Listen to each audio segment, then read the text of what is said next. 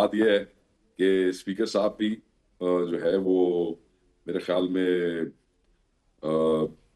गलत बयानी कर रहे हैं। चले मैं एक अच्छा उसमें वो कह दिया, और आईजी पंजाब भी झूठ बोल रहा है, ज़हन में रखिएगा।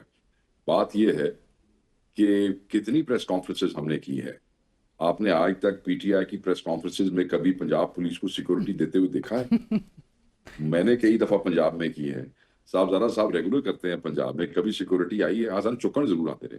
और वो स्पीकर साहब उस आईजी से ले रहे हैं जिन स्पीकर साहब की कस्टोडियनशिप में से हम एमएनए अगवा हो गए, नकाबपोश हमें उठा के ले गए। वो कमेटी जो खुर्शीद शाह की सरबराही में बनी थी इसको प्रोब करने के लिए, उसका आज तक कोई रिपोर्ट, कोई उसकी मीटिंग, उसमें हमें बुलाया नहीं गया आज तक, उसका कोई एफआईआर नहीं हुआ।